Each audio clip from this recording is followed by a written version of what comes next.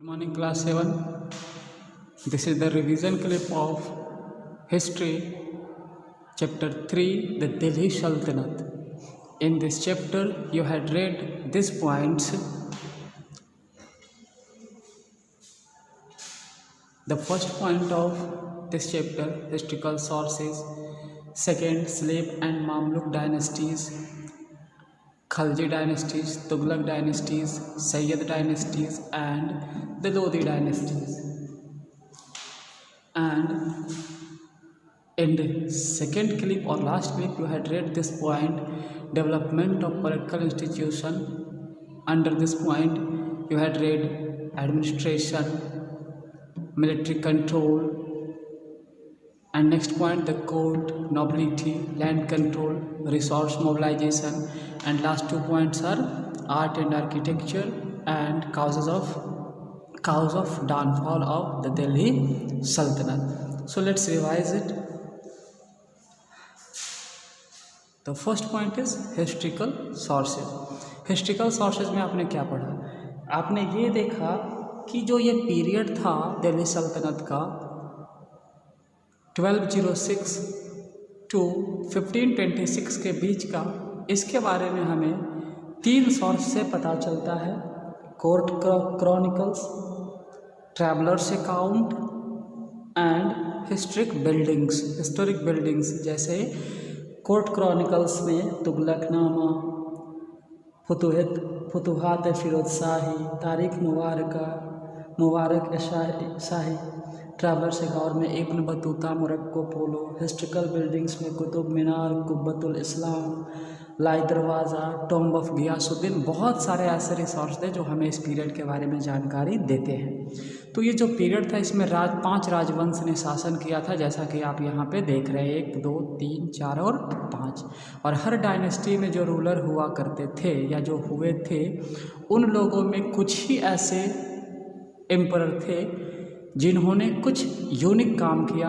Administration के क्षेत्र में कोई बढ़िया किया, कोई मिलिट्री कंपेन में बढ़िया किया, तो किसी ने पब्लिक वेलफेयर में अच्छा काम किया। तो उस चीज़ को आपने वीडियो क्लिप में देखा। तो चलिए सबसे पहले इसको देखते हैं, स्लेव डायनेस्टी का।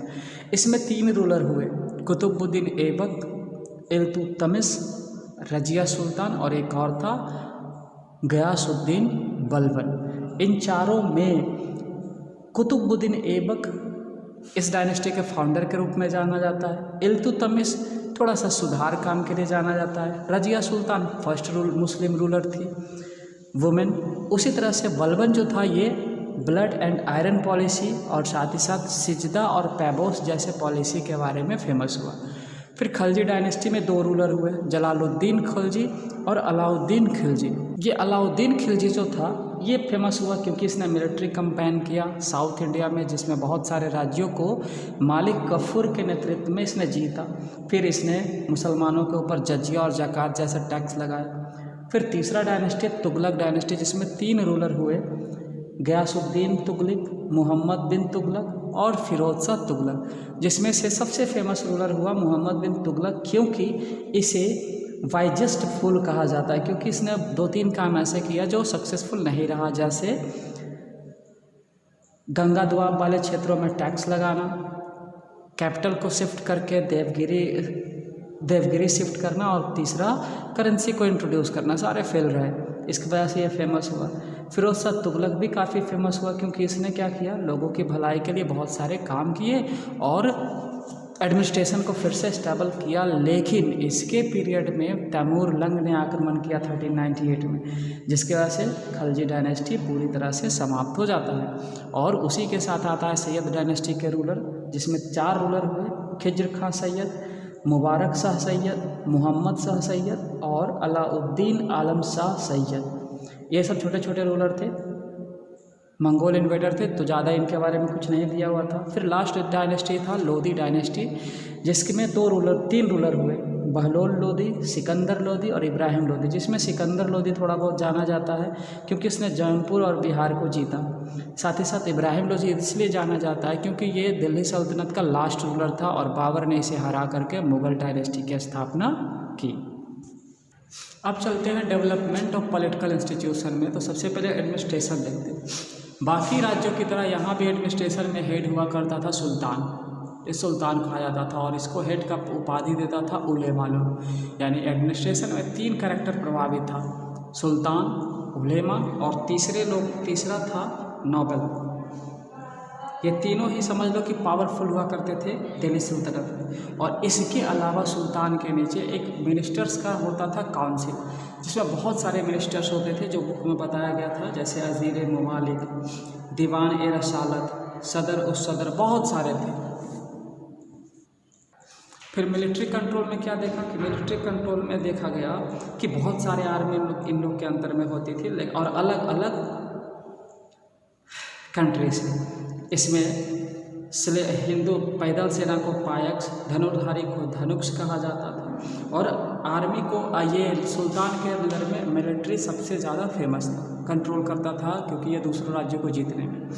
फिर कोर्ट में जब आते हैं तो कोर्ट में सिजदा और पैबोस वाले सुविधा थी और राजा खुद ही न्याय करता था। और इसके साथ हमने देखा कि कोर्ट के अंदर जो नॉबलिटी थे उसमें 2 फैमिली ज़्यादा प्रभावित था, एक तुर्किश नॉबल थे और दूसरा था अफ़गान फैमिलीज़। फिर लैंड कंट्रोल में जब आते तो हमने लैंड कंट्रोल में बहुत सारी बातें बताई, जिसमें हमने ये बताया कि पूरे एम्पायर को खलीसा में चेंज किया गया, खलीसा को इक्ता में, इक्ता को सिख में, सिख परगना में और परगना फिर बटा गाँवों में। हर क्षेत्र, हर पार्ट को हेड का एक हेड होता था, जैसे किसी का मुफ्ती, किसी का ख्वाजा, किसी का ज़मींदार, किसी का मुकद्दम। फिर रिसोर्स मोबिलाइजेशन में हमने देखा कि ये लोग 5 तरह के लैंड रेवेन्यू वसूल करते थे, जैसे उस्र, खराज, खम्स, जकात और जजिया। फिर हमने देखा आर्ट और आर्किटेक्चर में, इसमें क्या देखा कि इस पीरियड में यानी दिल्ली सल्तनत के पीरियड में बहुत सारे आर्ट और आर्किटेक्चर्स पे काम हुए, जैसे 2.5 दिन का झोपड़ा बनवाया गया, उसी तरह से मोहम्मद गोरी के द्वारा 2.5 दिन में मात्र, उसी तरह से कुतुब मीनार। और इस पीरियड में देखने को मिला एक अलग स्टाइल जिसको कहा गया इंडो इस्लामिक आर्किटेक्चर।